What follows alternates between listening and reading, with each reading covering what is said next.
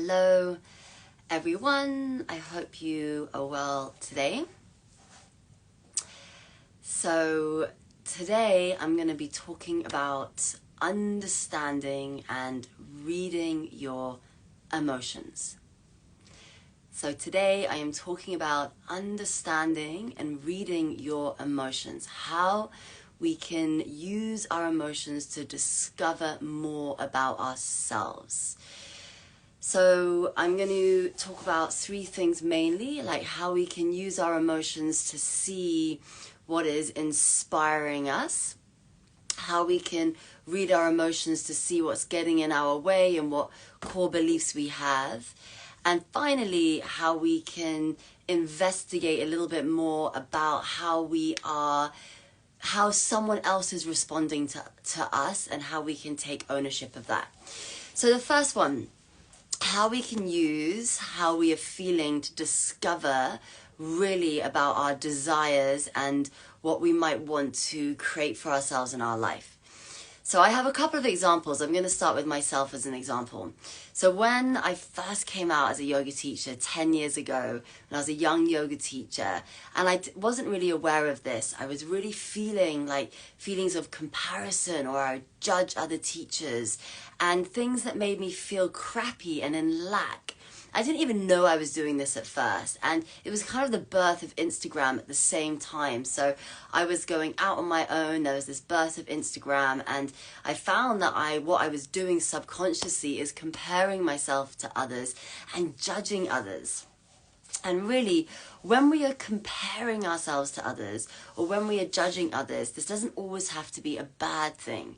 We can take this into our own hands by questioning why we are comparing ourselves or why we are judging ourselves. It's like, what is this telling us?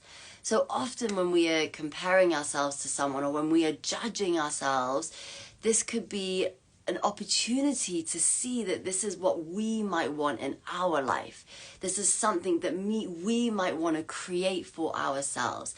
So we can see this as a source of inspiration, rather than it making us feel in lack or making us feel not as good as someone. So starting to question why we are feeling the feelings of judgment, or why we are feeling the feelings of comparison, or why we are judging, can really help us then get in alignment with what we actually might want to create for ourselves. So in my case, I would see other yoga teachers and I was aware if I was starting to compare myself. As soon as I had the awareness, the first step is to have the awareness. And we get that by coming to conversations like this. We get that through doing our journaling, our meditation, through starting to question our feelings. Like, why am I feeling crappy? Why is that picture of someone on Instagram making me feel crappy, making me have this response? We start to question how we are feeling to understand ourselves more. Really important. Don't just ignore how you're feeling. If you're feeling a crap feeling, question it. Don't just ignore it. It is there because it's telling you something about you. It is communicating something to you. So I started to question myself, like, why is Instagram, it really was then at the time, making me feel rubbish? Like right now in my current reality, it makes me feel inspired. It educates me. It makes me feel motivated. So when I started to question then, I realized that I had some insecurities. Like I was feeling insecure about myself, about my ability. And in fact, if I just seeked for help, which I started to do, like started to seek mentoring from people that were inspiring me, started to collaborate with people, started to see the way that I was feeling as a source of, starting to see the way that I was feeling as a source of going rather than allowing it to drive me by lack and comparison. So I'm going to just talk about how I help this with a client. So I was working with someone one-to-one, and she is going through a tough time in her reality. There's a lot going on. So there's a lot of overwhelm, and there's stress, like there's daily stress in her life. And that is causing her to, at times, she's aware, that she's thinking a little bit differently, like not thinking in ways that she would normally, or it's triggering past patterns of like judgment, as an example. So she was telling me that she was aware that she was starting to judge, and she was aware that she was watching TV and she was watching this program and she was judging this person for like having a really good time and for laughing lots and for just seemed to her like they were being really annoying. And then she was also judging a family member for like having time in the day to relax and to watch TV if they wanted and to read their book. So when we were chatting, I was like, okay, look, you're aware of your judgment, and it's something that you really let go of, like you really move past. So I invited her to question, like, why am I judging this person right now in this moment? Like, why was I judging that person for like looking like they were having a really good time and for being annoying? And she realized it was because she needed to invite more of that in her current reality at that moment. It was just reflecting to her what she needed more of, her judgment was. And when she was judging this family member for having all the time in the world, for putting their feet up, she was judging them for like being lazy, for doing this, for doing that. And she realized that actually it was showing her that she needed more time to relax, to like make space for herself in her day, so she wasn't so like stressed all the time and burnt out. So how we are feeling can really be a great insight to things in our life, to what we might need more of, or to what is inspiring us. So it's important to just like not just ignore it. Okay, so I have another example in myself. So when a few years ago even, but for all my life, whenever I would do anything like this, I used to dread Insta Lives or like interviews or presenting or readings at a wedding or whatever. I would get loads of nerves and loads of anxiety, and I would feel really I just didn't want to do it, like feel super, super nervous about it.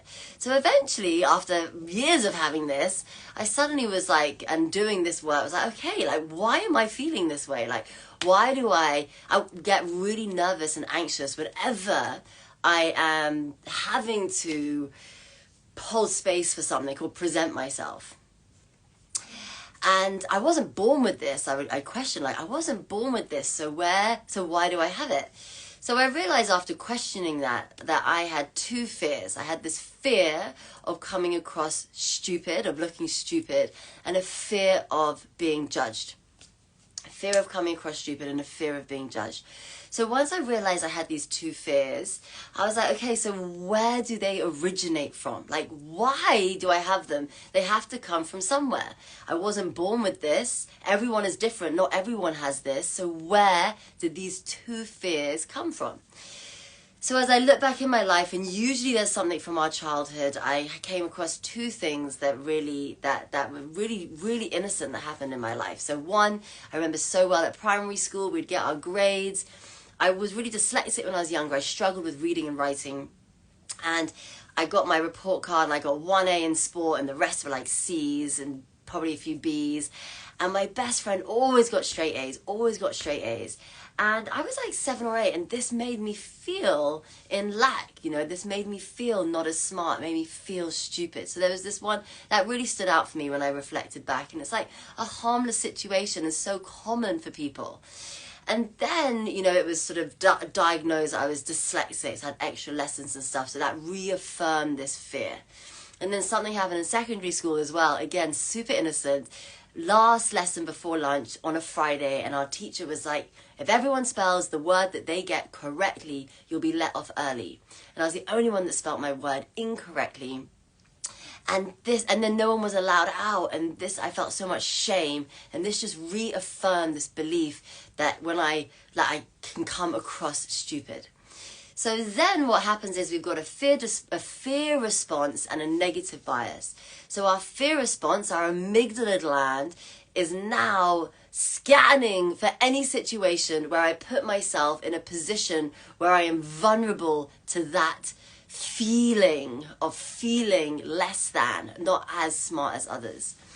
So the amygdala gland is then scanning for fear. So as soon as a situation comes about where it would trigger that feeling, I would get feelings of feeling nervous and anxious, because that is my fear response protecting me.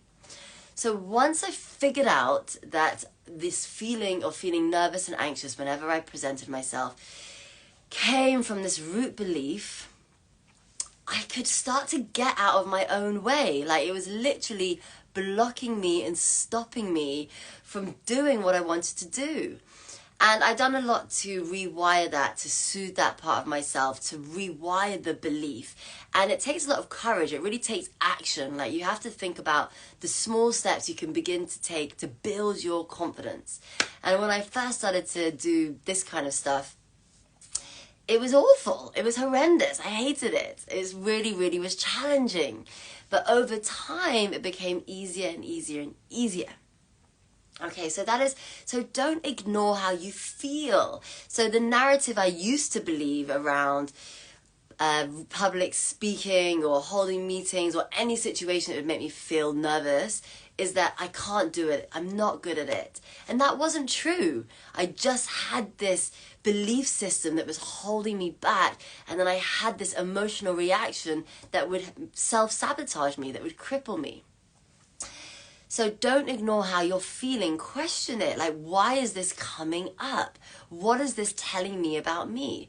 Because I promise you, when you start to do that, you will actually start to learn more about you. And that is really what it's all about, discovering more about ourselves.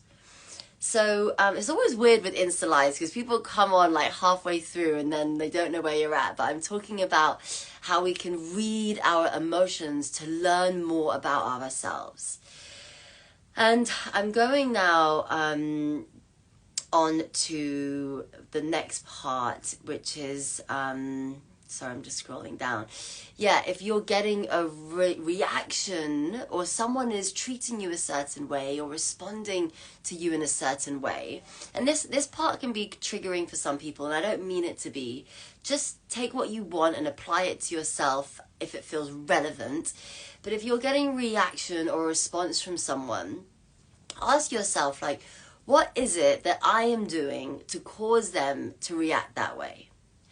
And every situation is different and everything is nuanced, but for some people this will be really helpful with some relationships. Like, how can I think differently and act differently to cause a different response from that person? Like, maybe what I am doing is making them feel insecure or uncomfortable, and yes, that is their stuff, but it's like, okay, what can I do to help me have a better relationship with that person?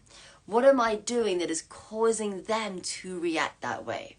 And when we start to question like that, we start to take our power back. We start to not give our power to someone else's hands. We can start to not be a victim of them and how they're making us feel. You know, we've got to take control over what we are feeling and thinking. Like, it's our choice to put meaning onto a thought, to take things personally, to blame, to be a victim. So we have to like actively not do this, and we do this through questioning. What is the role that I am playing? What is the part that I am playing? What outcome do I want? How do I want them to feel? How can I create a situation where we both feel heard or understood or safe?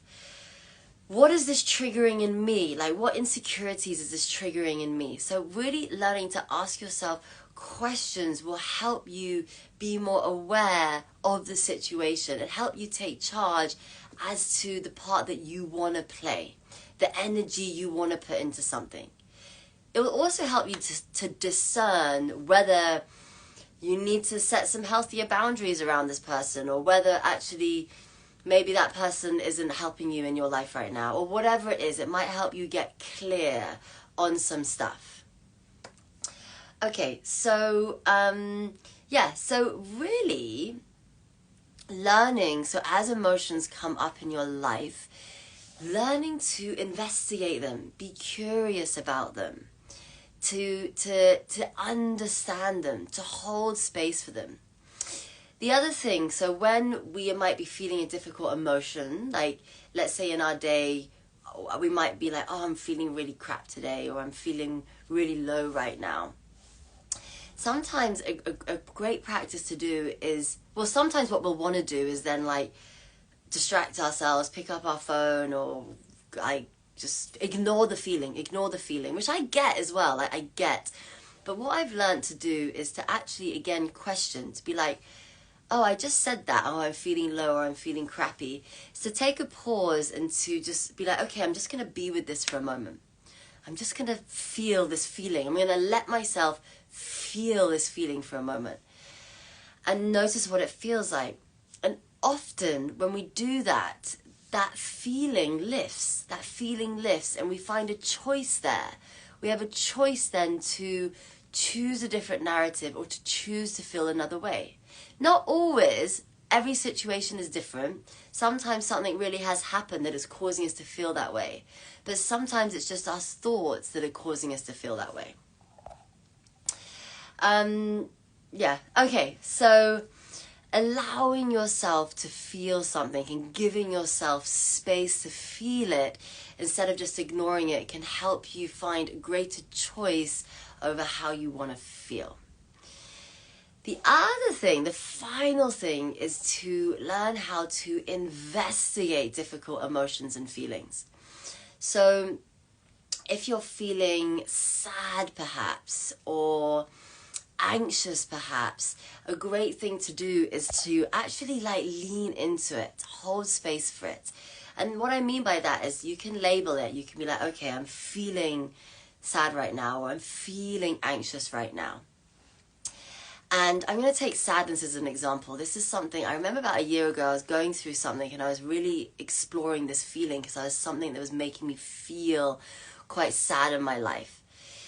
So I would allow myself to sit with it and be with it and feel it and process it, you know, like process the feeling, not just ignore it. And for me, that meant literally feeling it, like being with it. It meant journaling. It meant parking my thoughts for a moment and just being with the feeling in the body. And again, every situation is different. Everyone's going through different things in their life and has capacity for different things in your life. But when we are able to park the thoughts and separate it to how we are feeling and just be with the feeling, it's amazing the shift that can happen, because our thoughts are intensifying the feeling. So if you can choose just to park the thoughts and to be with the feeling, whether it's sadness, whether it's anxiety, whether it's stress, and you find a little bit of space between your thoughts and your feelings, you will often the feeling will soften. Often the feeling will soften. Sometimes we might need some other tools, but often the feeling will soften, and then often we're able to gain a bit of clarity, and we're then able to lean into a narrative that serves us. We're able to widen our lens and be like, okay, do you know what? I do feel sad about this. I'm going to process this, but there's this, that, and that, and that's happening for me right now, and and I'm going to choose to focus on that.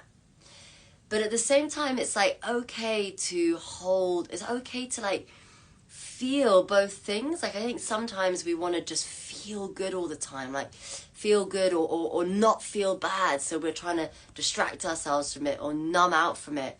But actually, if we can learn to hold both in our awareness sometimes, like hold the feeling of something in our life maybe not going so well, but then other things perhaps are going well. Like we don't have to always just be in one. Like can we hold both in the current reality? Because life isn't so black and white sometimes. I went on a little bit of a tangent with that, but okay, I've come to the end of this live. So people were in and out. Thank you for joining me. This was about using your emotions to learn more about yourself, your core beliefs, how you're feeling about something, maybe what's inspiring you, maybe why you're having a reaction to something. So you might go back, I'm going to upload this and you can check the recording out if that is of interest to you. Great, everyone. I hope you have a great day. Oh, and final thing, I am running a course, a 16-week course called Elevate Your Life that begins next Sunday. I have a mega deal on today for anyone that signs up today. Gets a 1-year free subscription to my online yoga and meditation channel and a free 90-minute coaching session with me. So it's called Elevate Your Life. It's to really help you manage stress, anxiety, find a greater sense of calm, reframe your thinking, elevate your mind, understand yourself better, understand your emotions better, see what's getting in your way, and just to help you feel more empowered and courageous and more vibrant in your life. So I hope you'll have a great day. Check that out. Link is in my bio. Bye everyone.